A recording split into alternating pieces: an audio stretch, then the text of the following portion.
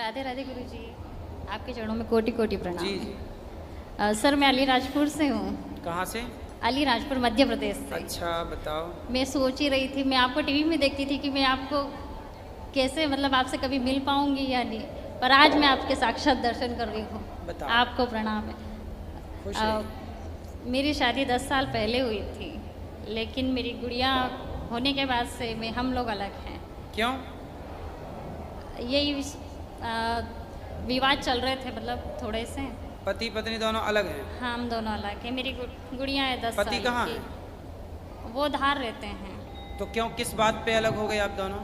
हमारा थोड़ा सा मतलब थोड़े से वो लालची किस्म के थे। मेरी सास की वजह से ही हम लोग अलग हुए थे।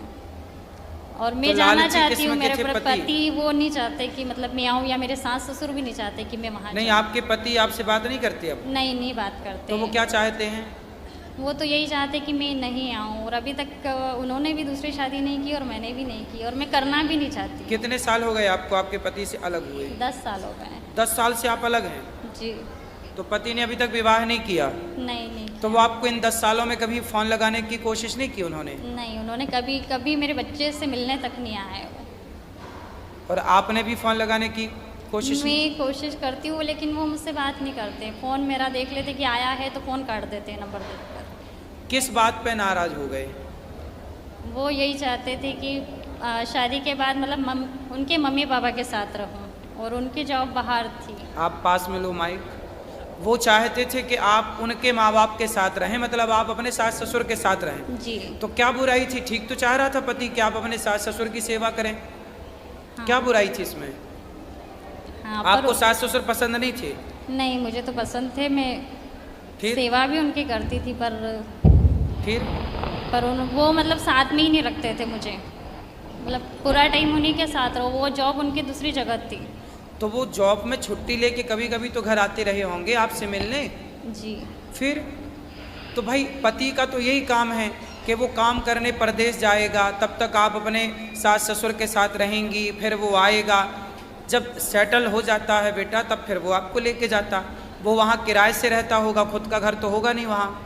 सर पुलिस डिपार्टमेंट में है वो। फिर अब पुलिस का आदमी 24 घंटे में कभी फ़ोन आए तो भागना पड़ता है।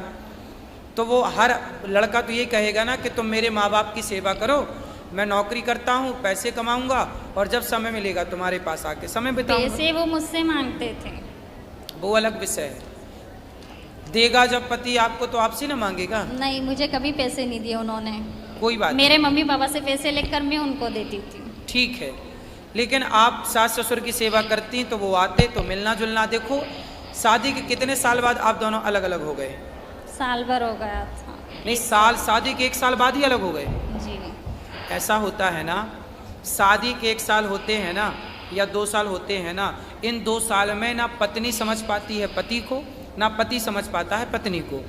कम से कम समझो, आम का पेड़ लगाओगे ना तो आम के पेड़ को लगाने के बाद फल आने में 5 साल लगता है।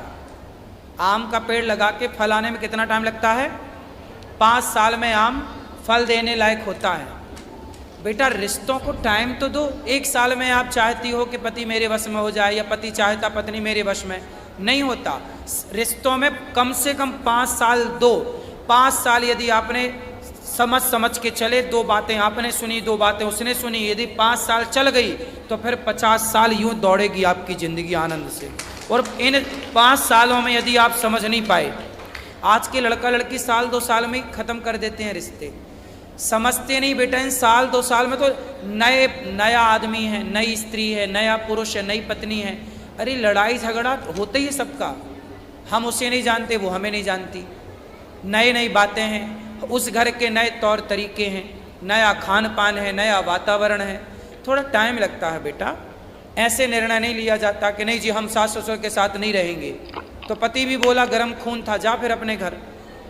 वही बातें हैं, जरा बातें कुछ नहीं है। कहते ना शीशा टूटता है गलती से और रिश्ते टूटते हैं गलत फहमियों से।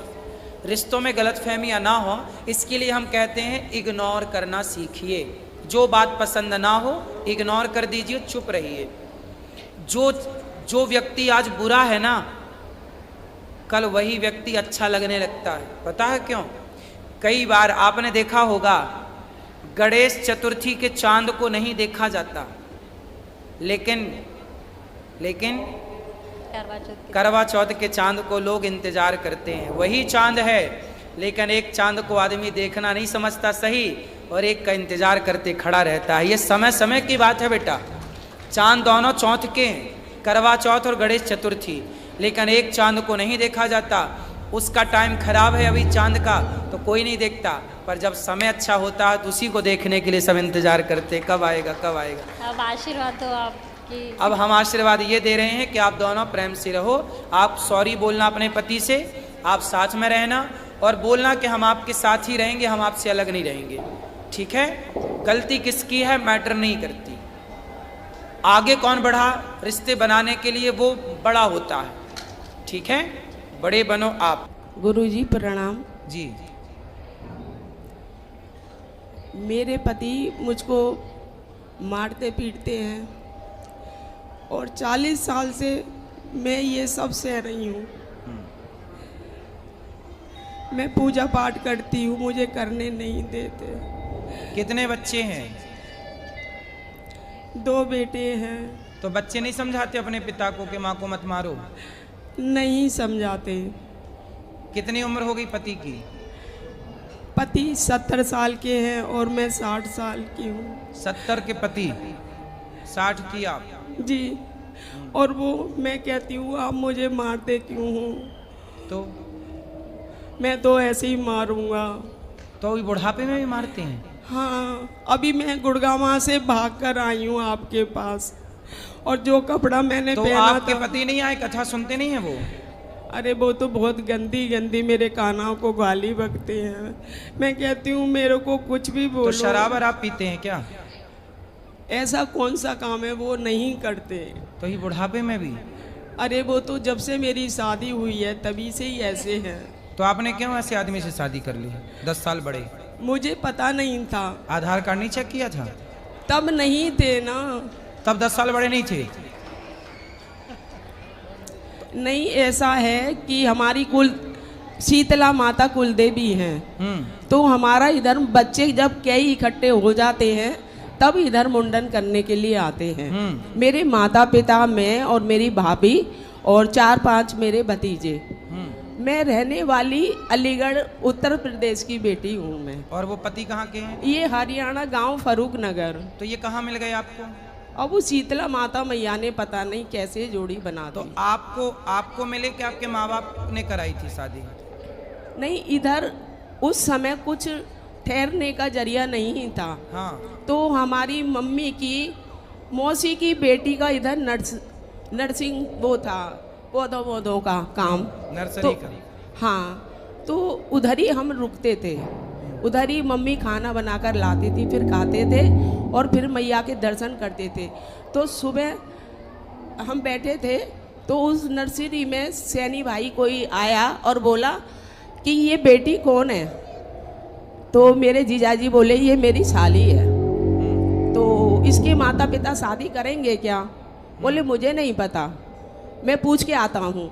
जब वो पूछने आए जीजाजी, बोले शादी करोगे इसकी? अरे शादी तो मैं कर दूँ, पर ये शादी नहीं करती है, यूँ कहती है मुझे ऐसे ही रहना है। शादी करने वाले कौन से खुश हैं? मुझे ऐसे ही रहना है। मेरे माता पिता ने मेरे को प्रेशर दिया कि बेटे तुम्हारी शादी नहीं होगी तो तुम्हारी छोटी बहन की शादी कैसे होगी? सभी लोग कहेंगे कि छोटी है। फिर उन्होंने मेरे को प्रेशर दिया, तो मैंने कि जैसे आपको अच्छा लगता है कीजिए।